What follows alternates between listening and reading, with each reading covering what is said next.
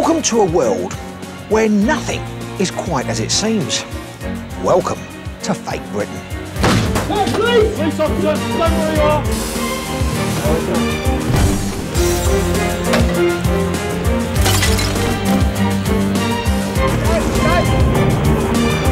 You're under arrest. In this series, I'm going to be investigating the world of the criminals who make their money at your expense. And I'm going to be showing you how not to get ripped off. Coming up, we find out the shocking truth about fake electrical cables. This fake cable is going to put people's lives at risk if there was a fire. How mass-produced art from China is being sold as the real deal. I now know it's a complete fake. It's virtually brand new, and a lot more of these are appearing. And how a stolen identity turned a dream wedding anniversary into a nightmare. At this point, they were putting me in handcuffs and taking me off to a cell for the night.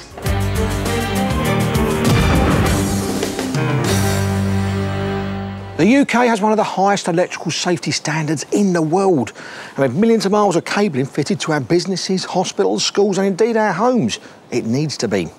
So you may be as shocked as me to discover that even this stuff has been faked. And who knows, it could be fitted to a fuse box near you. Electrical cables come in all shapes and sizes, and we take it for granted that they do what they say they do. In this warehouse, there are 1 million metres of cable that have been seized from all over the UK, and all of it is suspected to be fake. In just 9 months, 20 million metres of suspected fake cable has been removed from the supply chain. That's 20 times this amount, so the problem is huge. In fact, it's so big that the Approved Cables Initiative has been set up to tackle the fakers. Of course, we can name and shame, and that is the ultimate aim. And the Approved Cables Initiative has been set up specifically to target this sort of problem. It's thought that 1 in 5 electrical cables in the UK is fake, from potentially dangerous substandard ones to outright fakes that will never work at all. All of them are dangerous. 20% of all fires are caused by electrical fires, and electrical fires of that, quite a lot is attributed to wire and cable faults. There's nothing worse than a counterfeit cable. It could cause a fire, but that fire could be anywhere. It could be in a void, it could be in a duct, it could be under the stairs or behind a wall. These are pictures of the damage caused by electrical fires. No one knows how many have been caused by fake cables, but with 20 million metres of the stuff coming into the country, many experts believe the fakes are responsible for a lot of them. This is supposed to be fire-resistant cable. It's counterfeit and has been proven to be counterfeit. And on the cable itself, it does say British made, but we know it's not. So we took it to a specialist testing facility to see if it would set alarm bells ringing.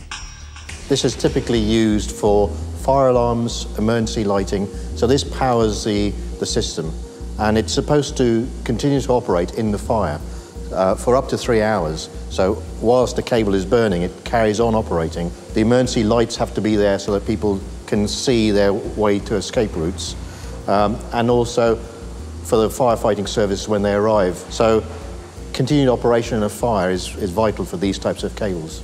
The materials that you make the cable with are critical, really, to achieve that fire performance.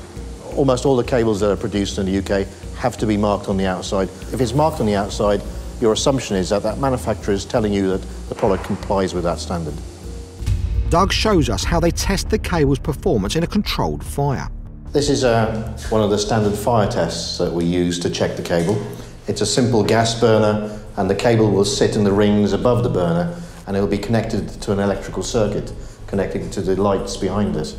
And we simply just put the burner on, the cable will sit there. For the average person, they're not going to know the difference between these two cables. They look pretty much the same. The only way to find out that it's not any good is by doing tests like this, like the fire test.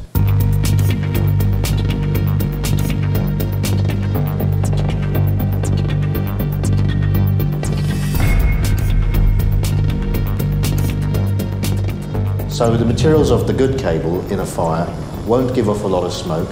As you can see here, the outer jacket of the cable has swelled up and it's protecting the inside of the cable, and you can see there's very little fumes coming off it. Next up is the counterfeit one. The fake cable, it's made of a PVC. That will give off lots of smoke, and you'll see it burning quite a lot. The smoke is toxic, and so that's going to hamper people escaping anyway. And the material doesn't protect the inside, and therefore it fails very quickly. The camera crew weren't allowed to stay in the chamber because of the toxic fumes given off in seconds. The circuit is broken and the emergency lights go out. With no alarm or lights working, it would be almost impossible to escape in time. So for all sorts of reasons, this is going to be a risk in a fire. And these are used in hospitals, schools, shopping centres, offices. So throughout Britain, this cable is there for safety in case of fire. And this fake cable is going to put people's lives at risk. The real cable is designed to stay intact for 3 hours in burning flames, but the fake fails in less than 2 minutes.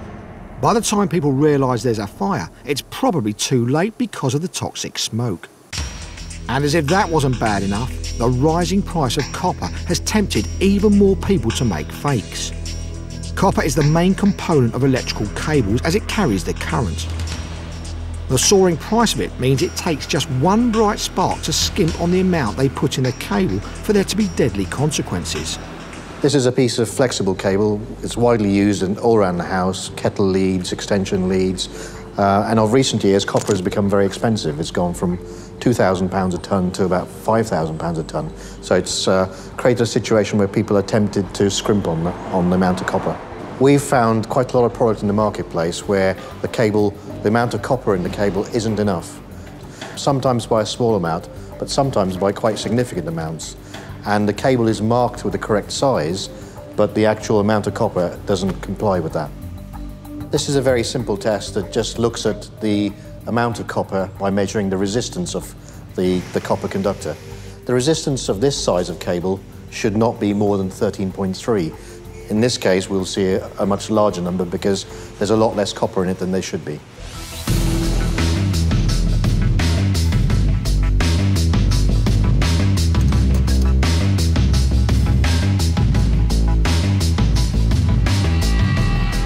The resistance should be 13.3, but in this case, it's 21.1, so it could overheat and cause a fire. So these cables are just as dangerous as the fake fire cable. Once they find the fakes, the industry needs to make sure they don't put anyone's lives at risk.